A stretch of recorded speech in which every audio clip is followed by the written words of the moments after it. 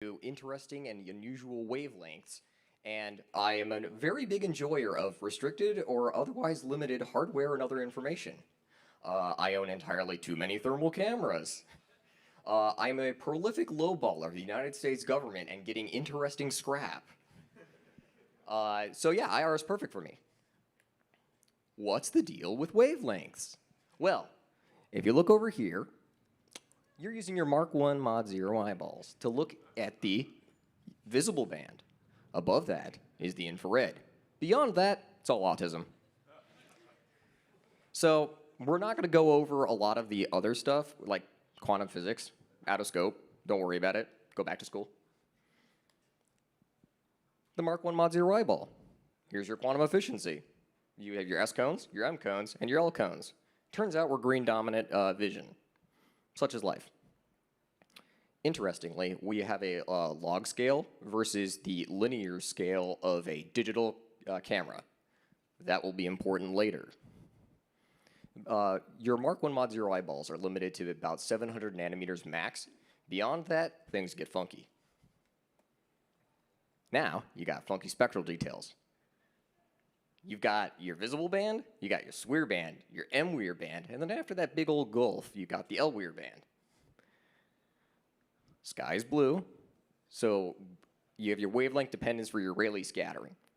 Essentially, the shorter the wavelength is, the more it scatters off of things in the air.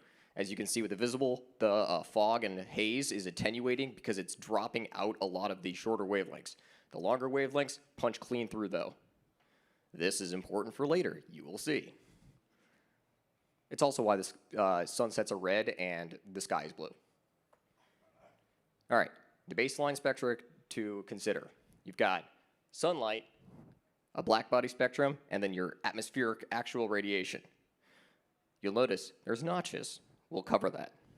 And then what you, a human, assuming all of you are humans, emit. It's mostly dominated closer to the LWIR because our black body radiation temperature is around 98.6. And we have decent emissivity, but mostly it's dominated by just primary heat emission. Why are there notches in the spectrum? Well, you have what's called the hydroxyl knee absorption. Don't worry about it. Anyway, long story short, certain molecules absorb certain wavelengths. As you can see by this SWIR image of a water bottle, it's black because it's absorbing all the sunlight and blocking it. Oh, those did not work right. PowerPoint, am I right, guys? Anyway, what's also interesting, you can get emissions. Over here, you have what are known as the hydroxyl recombinant emissions in sky glow. During the day, all that high energy UV from the sun causes the molecules to break down and dissociate in the upper atmosphere. Then, at night, they recombine and emit photons, primarily dominated in the infrared region, starting around 1.4 microns all the way to about 2 microns in the SWIR band in sky glow, which is very cool. Now, we're going to start with near and vis. So over here are some from the Virginia Aurora event last year. Then you get some other funky things like the human dermis is transmissive in IR, so you can see all the blood vessels and stuff. It's kind of spooky. And you can also start seeing like the reflection of the plants and leaves. The chlorophyll reflects a lot of infrared light when it's healthy, but it absorbs when it's not healthy. You can use this for like NDVI imaging of crops in order to assess the health of them. Now, funky stuff. Welcome to SWIR. These ones are annoying because you can't really use silicon, and it is very expensive. It's technically a thermal camera, as you can see by this soldering iron, but it requires your temperature to be pretty high. You can also see another telltale characteristic of SWIR with my buddy Mark. He's standing there in the sunlight, and he's also darker because of the absorption line of the water in your skin. Over here, you've got a black anodized lens from one of my MWIR cameras. The anodization is completely clear in the infrared. This is a huge part of why NIR compliance is very important for military applications, because otherwise, you glow in the dark. This is tracking a plane against a perfectly blue sky. What's interesting here is, because the sky scatters all the short wavelengths, it's black because all the long wavelengths just continue straight through. So it gives you excellent contrast against blue skies. Got to get grilling. You can see the hot spots from the different burners.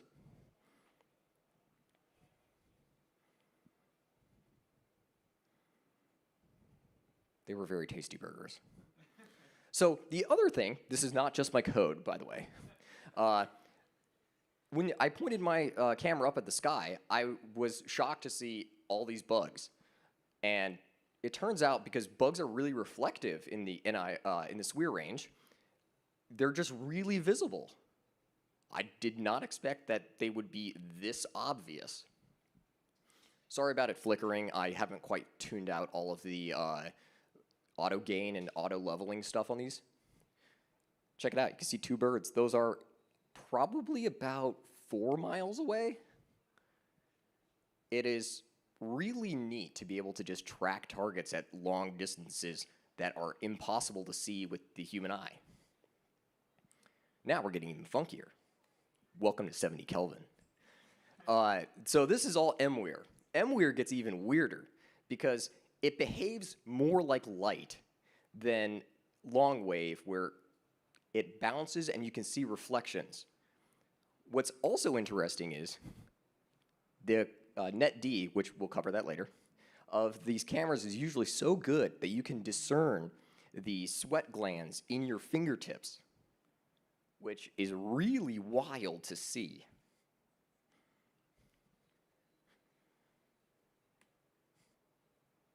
All right, that one should be playing.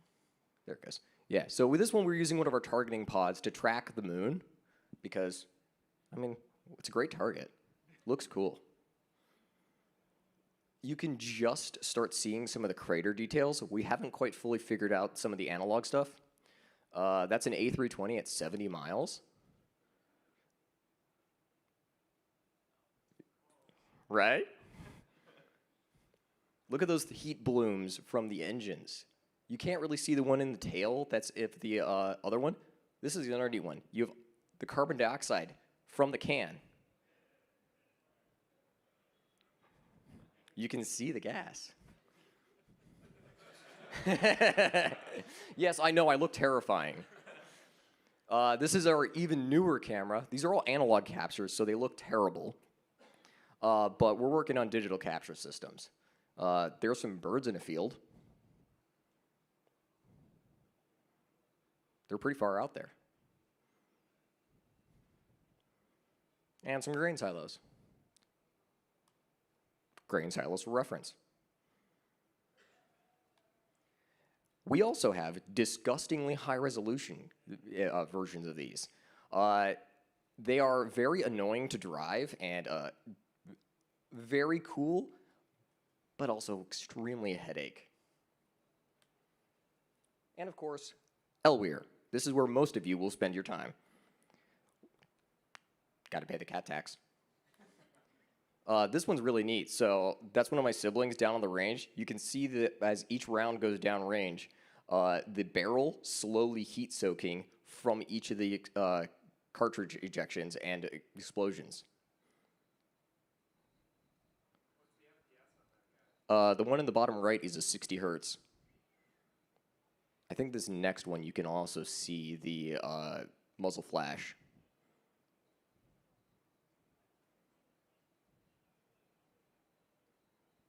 Yeah.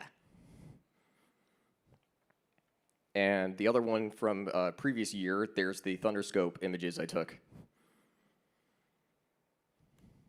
All right. We've got a band we can't see. How do we detect it? You got 4 major types of detectors. You got thermopiles, which are polymer silicon and aluminum. Microbolometers, typically vanadium oxide. Photovoltaic and photoconductive, which are 3-5 elements. Superlattice, we're not going to really discuss these because that's even more headache-inducing. Now, Infrared is mostly heavy metals, unfortunately. You got to use a lot of real nasty stuff. The deeper you go into the infrared, the worse it gets. The vocabulary to remember, net D, it's the noise equivalent temperature difference, which is the smallest temperature delta a camera can detect. This is usually expressed in millikelvin, and we'll go over this more in depth later. Scary detectivity graph jump scare. It is very scary. All right, silicon, visible to near infrared. These are what most of you use on your phone all the time. However, you can get certain specialist ones that go and get about 40% quantum efficiency, which is their conversion of photons to electrons at 1 micron. That is insane, because if you look at the graph right next to it, you can see that silicon starts becoming transparent to infrared at about 1.2 microns. So it's a wild design using deep trench detectors and deeper quantum wells, which literally are basically, think of them this way. You have photons going into a bucket. The deeper the well, the more photons you can fit in it. It's a gross simplification, but that's the easiest way to think about it. If you want one of these funky sensors, go get an IMX462. They're cheap, they're awesome, and I love them. Thermopiles. They're the simplest and cheapest method of detecting thermal radiation. They're just glorified resistors. They have absolutely terrible net D. Their frame rates are awful because they're long time constants. Their rise and fall times take forever. They have huge pixels, which limits your total resolution capabilities. And also, you can't really get them in anything higher than like 120 by 160 without having large format sensors, which drives your costs through the roof. You have an idealized diagram of the detector and then an actual detector image. The MLX 90614 is the one most of you will probably be familiar with. It's available from Adafruit, I think, and it goes about 12 bucks. It's pretty neat for a really simple interface over I2C. Microbolometers. These ones are great. These are the most commonly used in commercial off-the-shelf systems. They require a readout IC, a ROIC, and hybridization, where you bond the detector to the ROIC because they're made of dissimilar materials. You can't just make vanadium oxide and glue it onto silicon. You have to have really funky shapes in order to have them stand off at a large enough distance that you don't get the actual ROIC heating the detector and causing nonlinearities. You've got vanadium oxide and amorphous silicon. Those are the two most common types you're going to find. Amorphous silicon is not as good because of the Stabler-Wronski effect. We're not going to cover that, don't worry. Net D is right now about like 30 to 50 millikelvin with most systems off the shelf these days. You can get some down to about 20 millikelvin, but those cost quite a bit more, and I wouldn't recommend trying to chase that. You get about 8 to 20 micron pixel pitch. The finer the pitch, the better spatial temporal resolution you get, and it gives you a cleaner image. Resolutions from 80 by 60, the classic FLIR lepton, all the way up to 1280 by 1024, and even higher, but those cost an arm and a leg and a kidney. You're going to be spending about $120,000 to $30,000 for this stuff.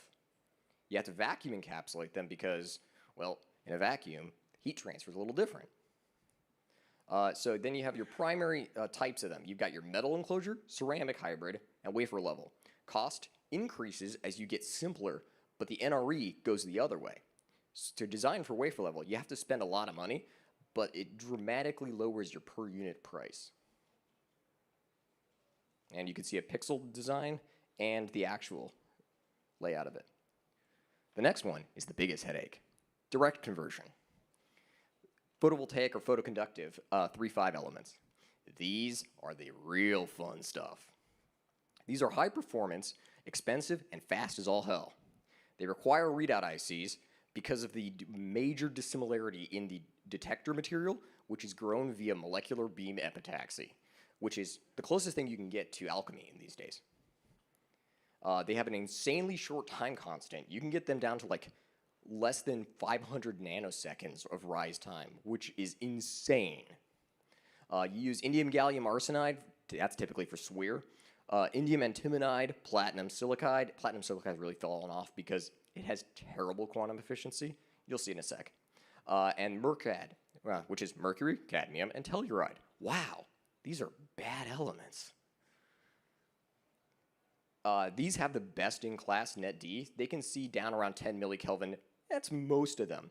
You can push them down all the way down to like 3 millikelvin, which costs an arm, a leg, a kidney, your firstborn, your secondborn, and your entire extended family.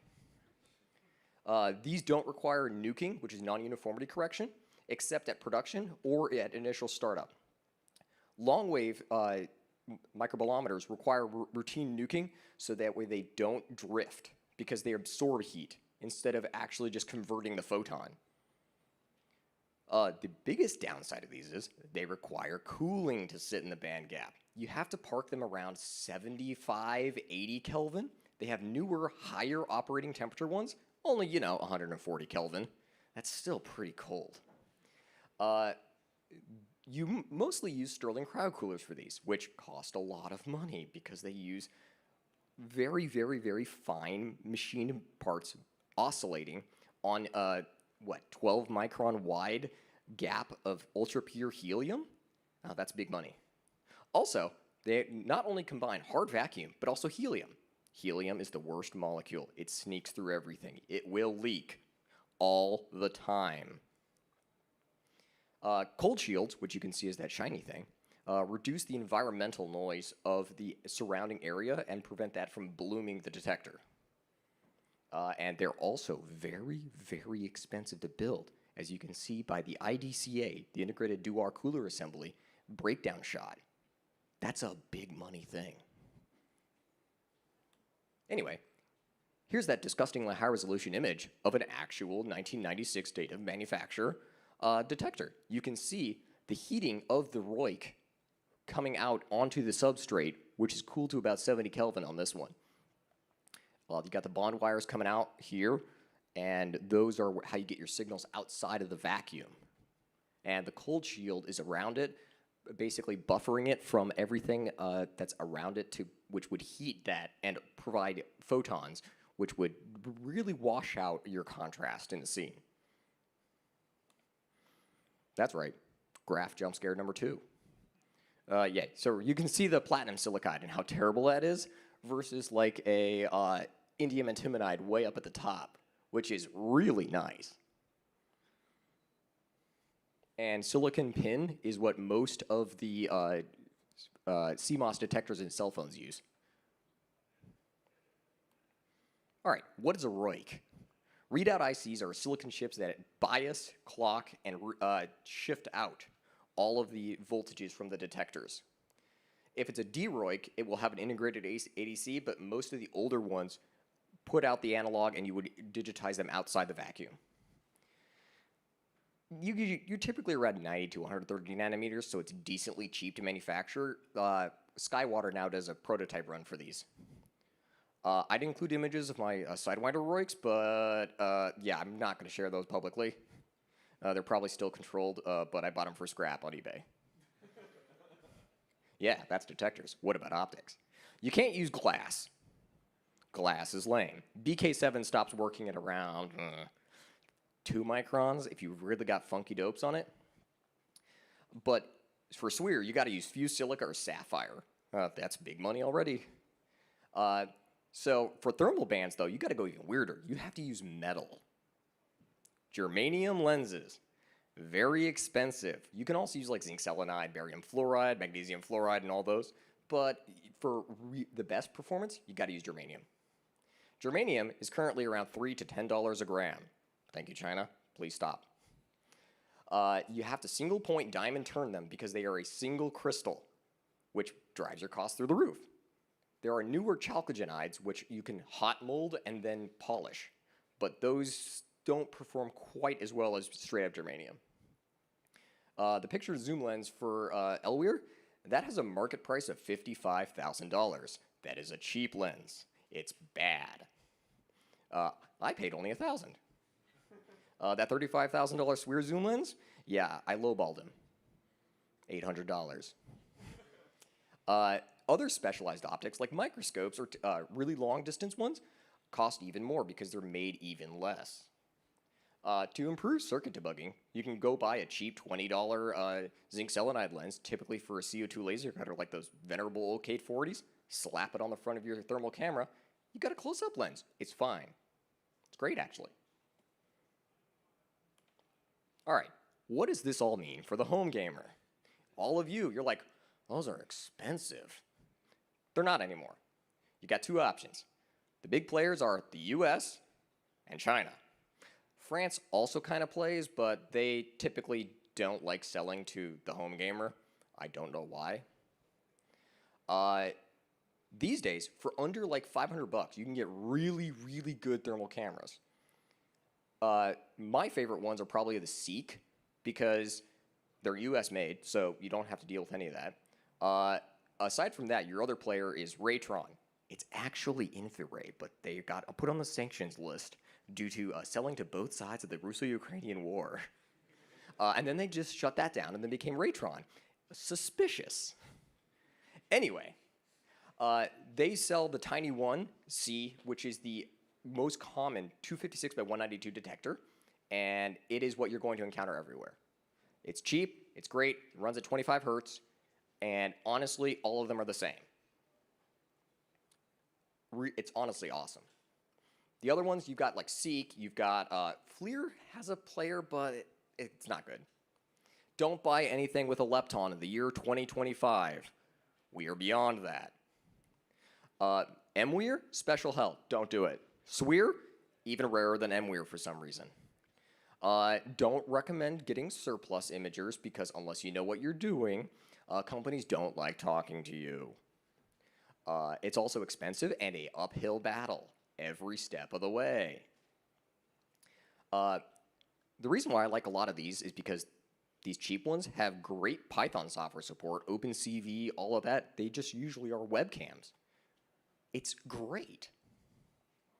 And then you get what I do. This is my pile of hardware, a monument to all of my sins. On the upper left is a $900,000 helicopter gimbal. We only bought it because the sheriff's department crashed their helicopter. On the upper right, that was one we lowballed the United States government for. It was great. We got it for $1,000. Down below is that one's a IAI pop gimbal. We also lowballed that one. And then those two in the middle are surplus units that were sold as unknown. You know, I wanted them for the lenses, but it turns out one of them worked, which was awesome. And here's the small pile. It has since grown to 4.5 times the size of that. These are all MWIR. Questions? Oh, yeah. So the reason why I have that domain is because Arsenio Hall, I'm not named after him, has the domain arsen.io. I needed something memorable because he wouldn't sell that one to me. So why not Discount Missiles? Oh, by the way, these slides will be uploaded to Discount Missiles on one of the pages later, so in case you want to read through them or watch them, they'll be up there. Thank you.